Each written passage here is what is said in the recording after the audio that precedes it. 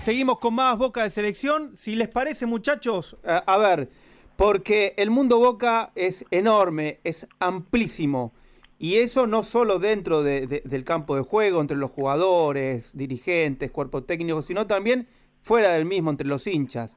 Hay personalidades destacadísimas de los distintos rubros y de los distintos ambientes que son hincha de Boca, que esa pasión los une, los unifica. Y bueno, en Boca de Selección queremos y estamos siempre atentos a hablar con aquellos que son personalidades destacadas. Y en este caso, para mí en lo personal es como una especie de sueño porque en cierta manera hoy amo la radio y hoy para mí la radio es mi segunda casa por haberlo escuchado a él muchísimos años y seguir escuchándolo y siendo un referente para mí de la radio. Y es fanático de Boca y sabe muchísimo de fútbol, pero qué mejor que empezar a escucharlo y compartirlo con ustedes como es el señor Alejandro Dolina. Alejandro, un placer enorme de tenerte en Boca de Selección con Daniel Moyo. ¿Cómo estás? ¿Qué tal? ¿Cómo te va? Un gusto. Igualmente, Alejandro. Bueno, nosotros habitualmente decimos y tratamos de recordar de que Boca fue y es el actual campeón del fútbol argentino. ¿Vos qué has visto de este último Boca, de este Boca de Miguel Ángel Russo? ¿En qué ha mejorado o no con respecto a lo que fue lo hecho por Alfaro? ¿Por qué salió Boca campeón? Yo creo que hay una gran mejora en el diseño del equipo y básicamente en la intención básica de los fundamentos.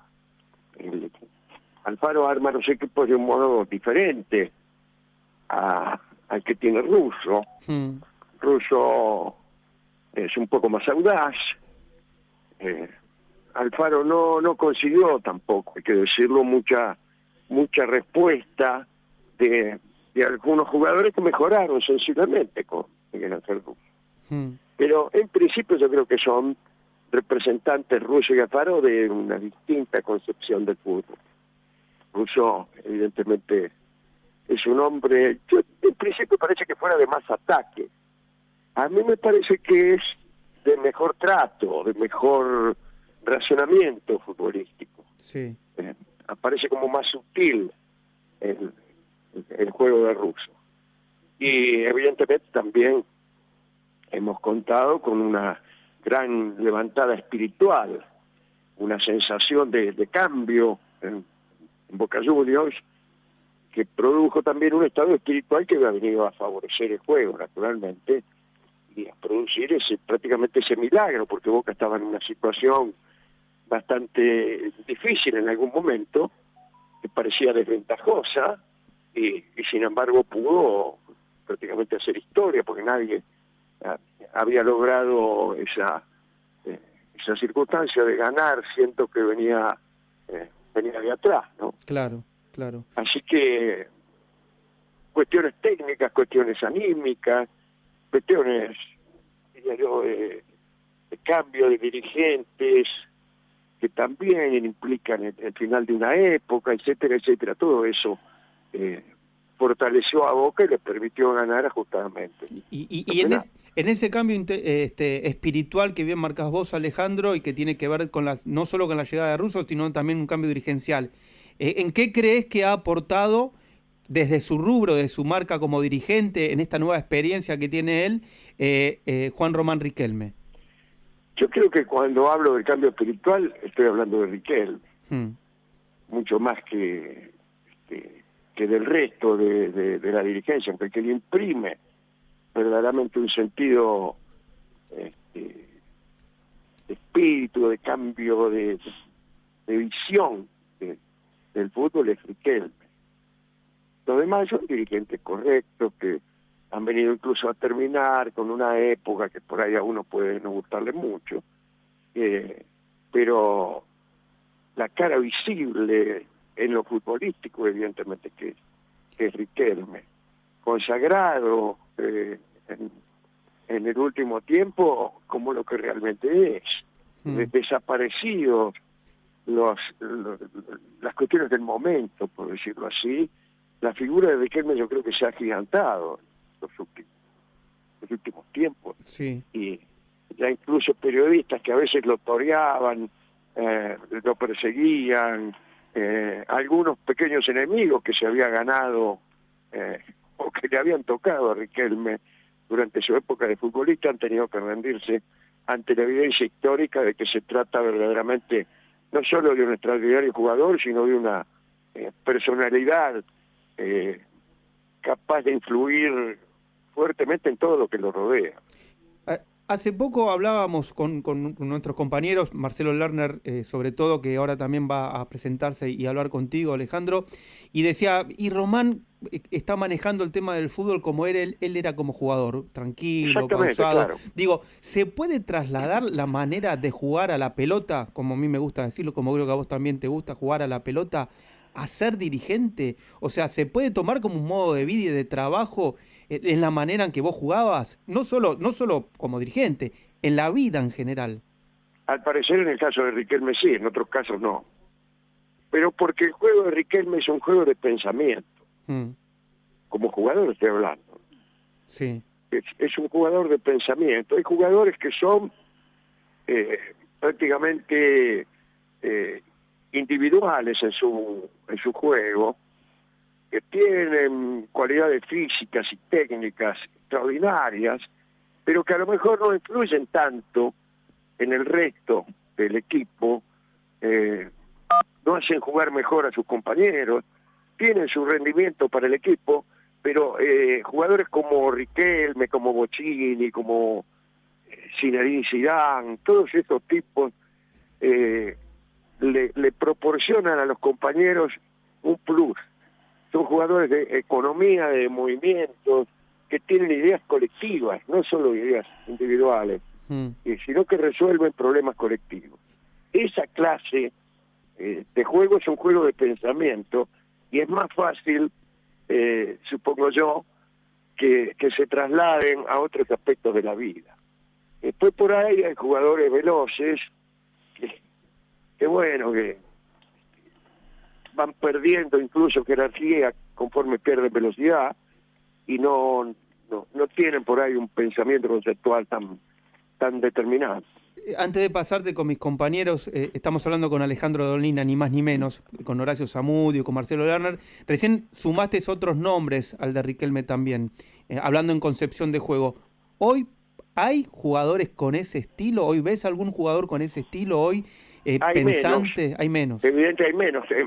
Digo, nombre Iniesta. A mí me dijo una vez Mascherano, antes de que se fuera Iniesta, me dice, ¿sabés cómo va a extrañar el Barcelona cuando se vaya Iniesta? Es un tipo que no solamente que sale gambeteando desde abajo, sino que está todo el tiempo manejando los hilos del equipo. Había otros incluso en el Barcelona también, pero fíjate cuál es la realidad del Barcelona. El otro día no había, no solamente que estaban todos muy atrancados, sino que no encontraba una referencia de pensamiento en el Barcelona. En estos tiempos hay menos.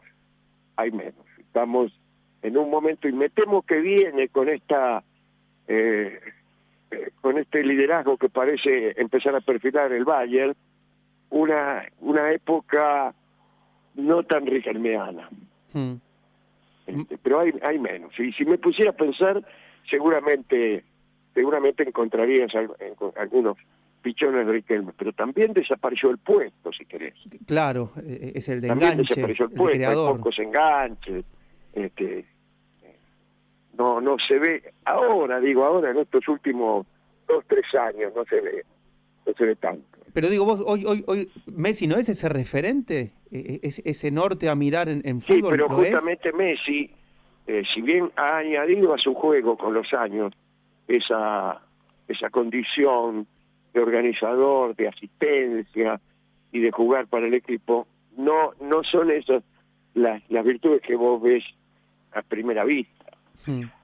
Lo que vos ves en Messi es una extraordinaria condición técnica que le permite prevalecer incluso repitiendo maniobras, ¿no?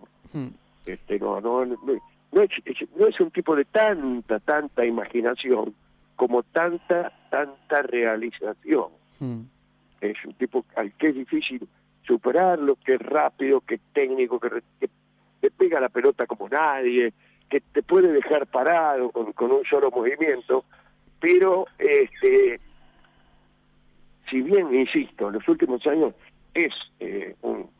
puede asumirse como conductor, no es a rato, Claro. no es a rato. Muchas veces no está Messi en el partido. Muchas veces el Barcelona no lo tiene como centro. Y quizá ni siquiera él necesita constituirse como centro porque le alcanza con lo que tiene. Claro. Es tan extraordinario que casi no necesita tener esa épica de Maradona que inventaba. Que me dice, ¿cómo se le ocurrió esta cosa? A Messi no le hace falta que se le ocurran tantas cosas, porque es un tipo que toma la pelota por la derecha, hace esa famosa diagonal y siempre encuentra un hueco para hacer goles. Con eso solo, que es una pequeña parte de su juego, consigue unos resultados que no consigue nadie. Así que no le hace falta a Messi. Son, creo, Riquelme y Messi, jugadores de distintas razas, extraordinarios ambos, pero evidentemente no cumplen la misma función en la cancha. A mí me hubiera gustado verlos a los dos mucho más juntos, pero algunos genios que hemos tenido como directores técnicos nos han borrado a Riquelme y la selección. Tal cual. Horacio Zamudio. Sí, seguí con Marcelo, porque yo después quiero hablar con Alejandro de otros temas no tan cercanos al juego reciente. Bueno, Marcelito Lerner. Hola, Alejandro, un placer hablar contigo. Te habla Marcelo. Hola, ¿qué tal? Dentro de la narrativa y de ese mundo de fantasía que muchas veces nos haces vivir vos cuando escuchamos tus relatos, tus cuentos, tus análisis, definime al hincha de Boca, definime al ser Boca y comparámelo con el resto.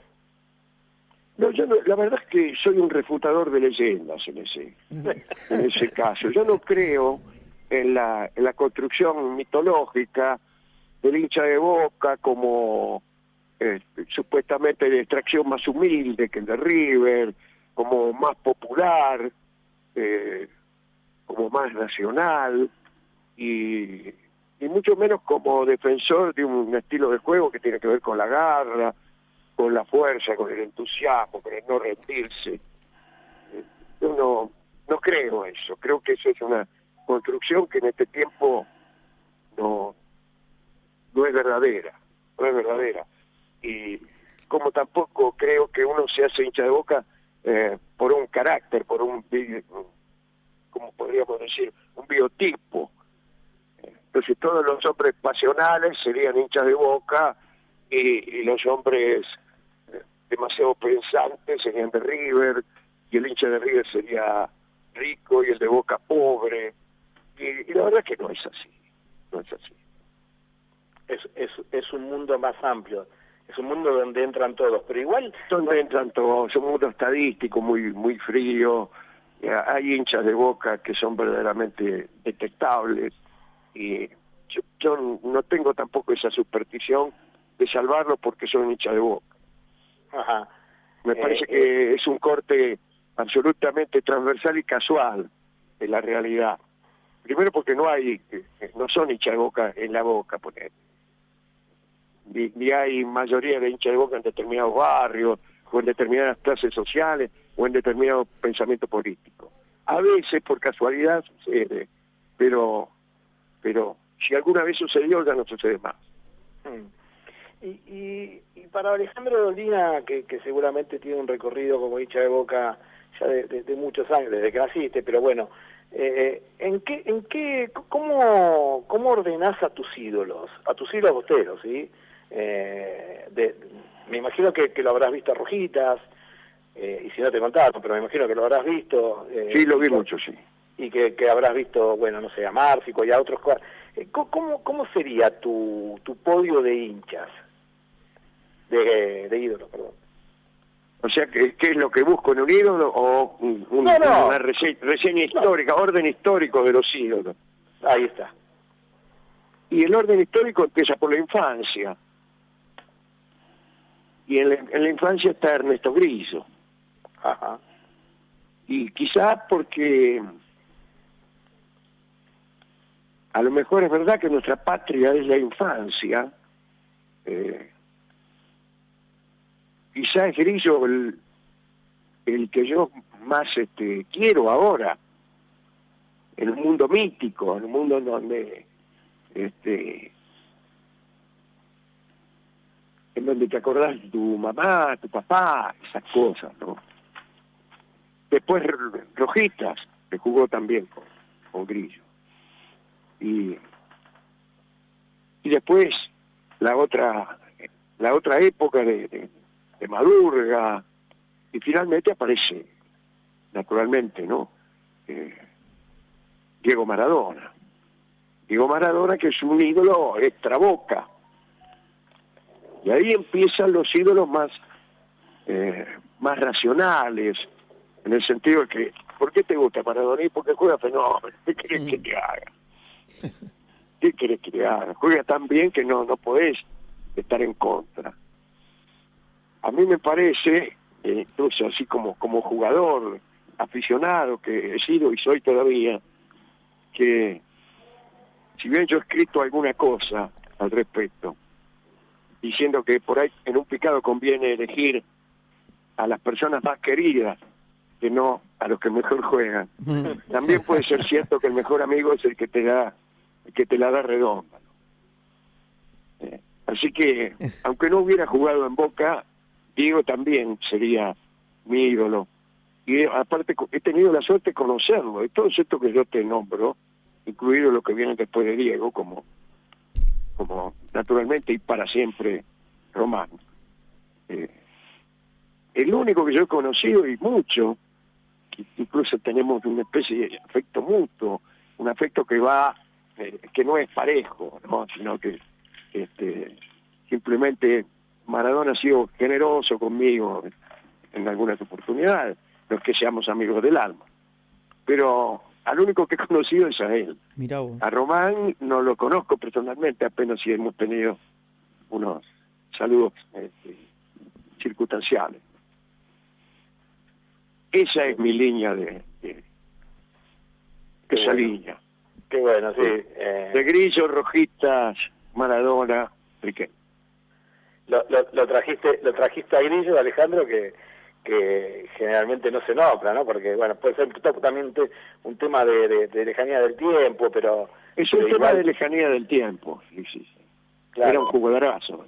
Porque aparte cuando lo nombran a Grillo, muchos, viste, lo nombran por el gol a los ingleses, que hizo con la selección, y no con Boca. Sí. Bueno, casi nada. Y sí, en ese momento fue todo un símbolo. Te dejo con Horacio Zamudio, otro miembro del equipo. Hola, ¿qué tal, Alejandro? Un gusto. ¿Qué tal? ¿Cómo te va? Bien, Alejandro. Chesterton escribe en uno de sus artículos, se llama El león heráldico, ¿está bien? Y él dice que el león real es un animal pobre, cobarde, que ni siquiera caza él, caza a la mujer. Caza a la mujer, sí. Y que el león heráldico... Perdón, ¿quién dice esto? Chesterton. Ah, Chesterton, mirá vos. Y que el león heráldico defiende y defiende todos los valores que son útiles de defender en la vida, ¿está bien? Y él lo que hace es la construcción simbólica por sobre la construcción real. Y vos, que sos un hombre que has escrito en lo simbólico, ¿hay como una necesidad o como una bonanza hacia el resto de ustedes, los escritores, de contarnos algo de lo simbólico, que aunque ustedes sepan que no es cierto en lo real, es un ejemplo para seguir? Sí, claro. Es cierto, yo no pertenezco tanto a esa clase de literatura. En el caso de Chesterton, por ejemplo, es cierto que el león heráldico, no conocía esa comparación, que es muy inteligente. Tiene virtudes que son antes que nada, a mi juicio, patrióticas. El león es el El león inglés es el imperio también, queridos amigos. Es el imperio. Es decir, nosotros podemos tener una admiración literaria por esa construcción de Chesterton, pero en ningún modo una admiración patriótica ni histórica por el león de Chesterton, que es históricamente, para nosotros que estamos de este lado del mundo, un depredador. Para él será un símbolo del imperio, que será una buena cosa para él como lo era para Kipling, pero evidentemente no para nuestros escritores, no por salvo algunos. Sí, más para Kipling que para Chesterton, ¿no? ¿Cómo? Más para Kipling que Más para para Chesterton. Kipling, que fue el escritor del imperio, evidentemente. Quizá entonces la clase de símbolos que nosotros podríamos manejar, o que yo podría manejar humildísimamente, es más bien que imperial y patriótico, Bueno, puede ser el una cosa cóndor, más puede ser humana, cualquier cosa, una cosa ¿no? más humana. Los pueblos de este lado tenemos una forma patriótica que no es tanto la de la letra del himno, sino más bien la más humana, la más relacionada con el sufrimiento de la gente, con su necesidad. Esa es una forma de ser patriota, y hay otras que son más propias de pueblos conquistadores, que son de oriflamas, de mucho brillo de seda y oropel, que por ahí no condicen con la forma que algunos hemos elegido para la patria y también para el símbolo. Alejandro, ¿cuál es tu primer recuerdo con Boca? Sí, mi primer recuerdo con Boca es haber ido a la cancha la primera vez con mi papá, a ver un partido de verano en el que Boca perdió. Y después tuve mucha suerte con Boca, así que rara vez lo he visto perder, pero el primer recuerdo fue ese, un partido con Boca, Vasco da Gama. Perdió Boca con Gian Bartolomei en el arco, y perdió, creo que perdió feo, le hicieron 5. Sería un escándalo, ¿no? En esta época, si a Boca le mete Sí, cinco. era un escándalo, pero también es cierto que era un partido así de verano, con Boca fuera de las competencias. Tampoco había en aquel tiempo un estado de competencia permanente como ocurre ahora, sino que cuando había el receso, eran un par de meses que no pasaba nada, no empezaba el campeonato, hacían los partidos que ni siquiera, me parece a mí, estaban demasiado organizados como campeonato. Eso es un partido solo. Alejandro, yo tuve una antología de crimen bastante bien hecha por el tipo de Lawrence Block, que convocó a escritores, pero a su vez esos escritores llevaban un cuento propio y un cuento que ellos mismos elegían de otro autor. Si te convocaran a vos para una antología del fútbol, de cuentos de fútbol, ¿qué cuentos llevarías vos y qué cuentos llevarías de otro? Yo primero tengo que confesar una cosa. A mí me parece que este maridaje de los últimos años entre la literatura y el fútbol resulta muy favorable para el fútbol y menos negocio para la literatura. Porque en general, en todos los cuentos, en la colección general, prevalece un lenguaje futbolero.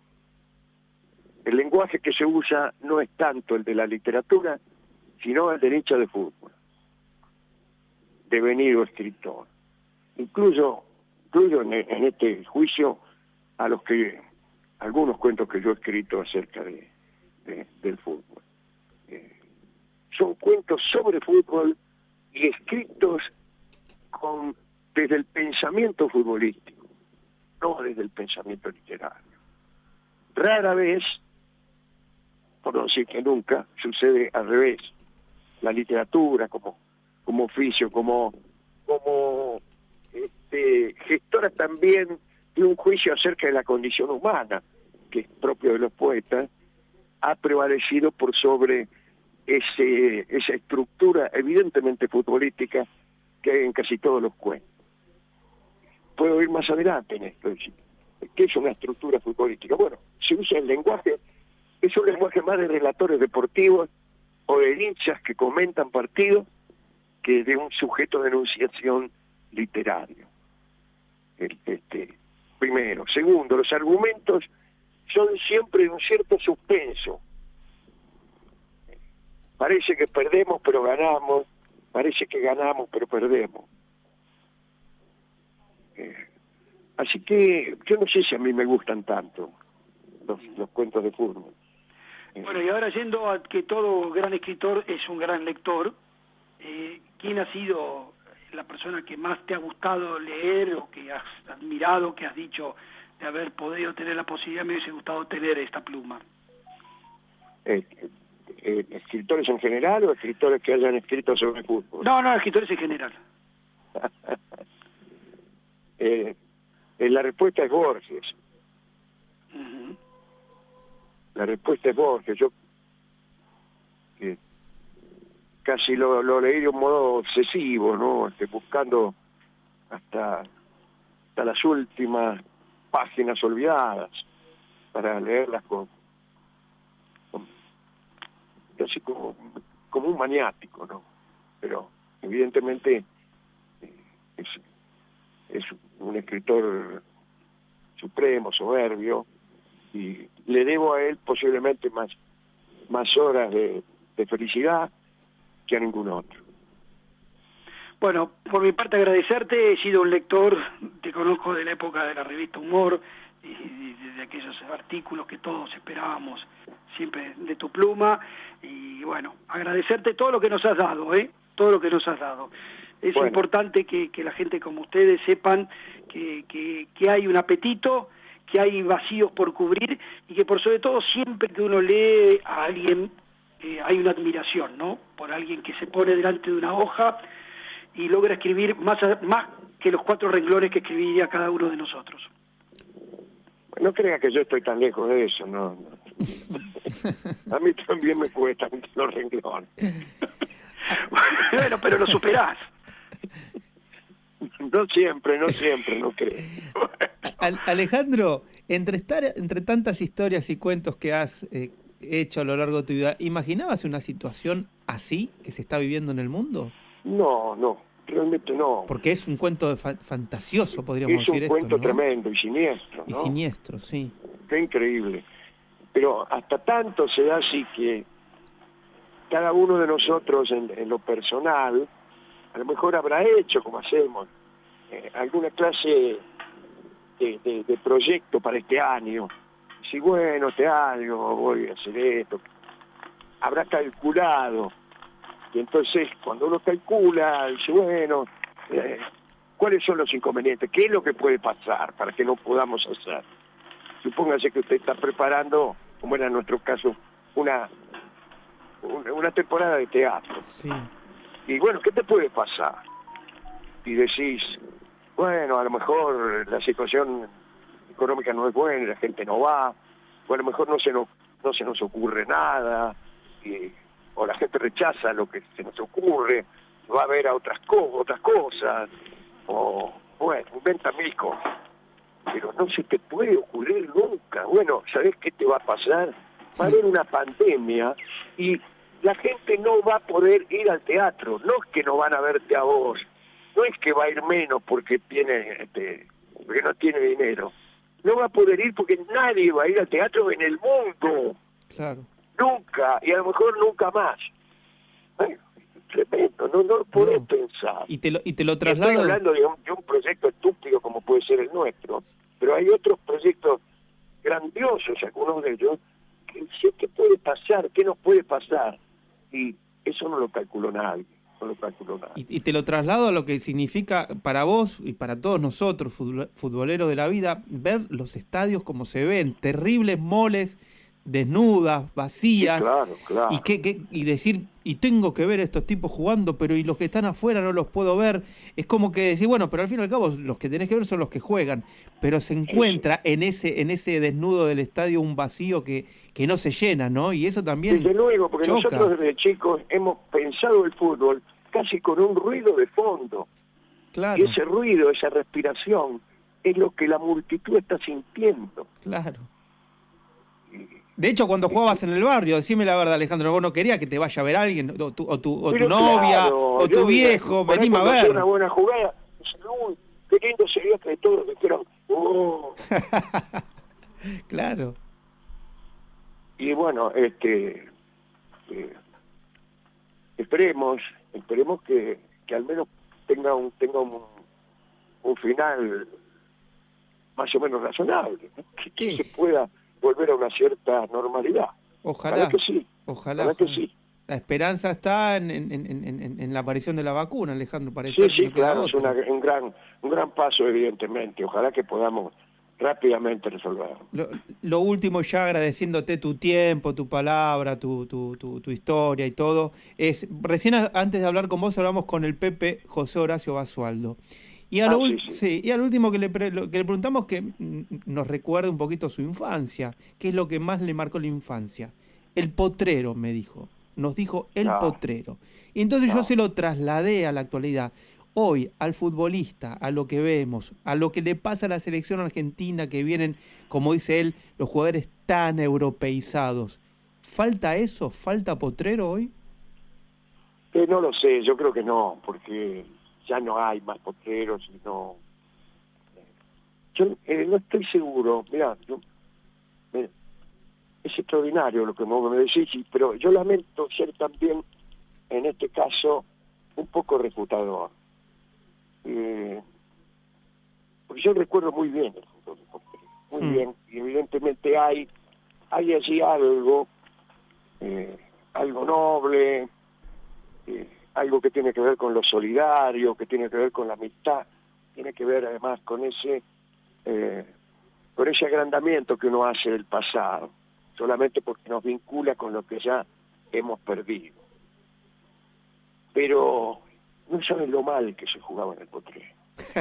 Pero tampoco se podía jugar bien, ¿no? Porque había vidrio. No se podía no jugar picaba bien. Un conejo tenía la pelota. No se podía jugar bien porque mirá, yo jugaba siempre en una cancha, que cada vez que me acuerdo me quiero morir, que tenía un árbol en el medio. Tenía una especie de marangones que las cortaba todas. Y no jugaba para ninguno, o jugaba para los dos, para ninguno. Pero arruinaba toda la jugada. Bueno, el lugar era tan horrible que no se podía jugar bien, era muy difícil. Pero además, influido por todo, te juro que era así, había un individualismo en el potrero que vos veías, incluso veías el pasto, te daba la pauta de qué es lo que estaba pasando allí, ¿no? En lugares donde no iba nadie nunca, claro, porque el juego no se abría nunca. Era tipo pateaba la pelota y todos corrían, no se entendía mucho, Pero digo, que el orden es muy divertido. El orden es muy divertido. Jugar con tipos que miran y que entienden de qué se trata este juego es mucho más divertido que jugar en forma así casual. Mira, yo me acuerdo un partido que fui a jugar en San Clemente. Y fui a jugar ahí, y en realidad yo no fui a jugar, estaba mirando. Bueno, esa era típica, ¿no? ¿Querés jugar? Claro. Y entonces uno dice, ponelo a dice que juega muy bien. Un tipo que me conocía. Y me pusieron como que yo jugaba bien, imagínate. Te juro que no vi la pelota nunca en la vida. Pasaba por arriba la pelota. ¿Qué pasa acá? ¿Qué pasa? ¿Qué juego es este? Y no entendía. Pasaban tipos corriendo a todo lo que da, de ida y de vuelta, llevando la pelota hasta que se llevaban por delante la fecha siguiente, ¿viste? Claro. O sea, así, poco conectada. Y ahí discrepo con Basualdo. A mí me parece que el orden es mucho más divertido que el potrero. Cuando yo tuve la suerte de jugar con tipos que jugaban fenómenos y que me hicieron un lugar, entendí que el fútbol era eso. Era que no era lo otro, que a mí me parecía que era algo. Y Y esto de jugar con tipos que juegan y juegan con orden y entienden lo que es el discurso del fútbol, eso te hace muy feliz, es más amistoso, es más solidario y en definitiva en el potrero son todos desconocidos. Una vez que hacemos un equipo, ahí somos todos amigos. Perfecto. Alejandro, yo también recordé parte de mi infancia, mi adolescencia, y como dije cuando te presenté, escucharte todas las noches con mis amigos, hasta muy tarde, no me podía levantar al otro día. Pero caramba. Y no podía levantar, y si nos quedábamos hasta las 2 de la mañana, ahí con los pibes escuchando. Una pésima costumbre, pero te juro que en eso gran parte hoy vivo en la radio por haberte escuchado a vos ahí. Nos reíamos muchísimo, nos seguimos riendo mucho escuchándote. La pasábamos muy bien, así que un placer enorme desde mi parte. Igualmente escucharte. Para mí, y te agradezco muchísimo esta idea tan equivocada que tenés de mí. Abrazo enorme, hincha de Boca. Bueno, gracias. Cariños a todos. Muchas gracias. Ahí estaba, el gran Alejandro Dolina, en los micrófonos, el lujo que nos dimos en los micrófonos de Boca de Selección con Daniel Moyo, muchachos.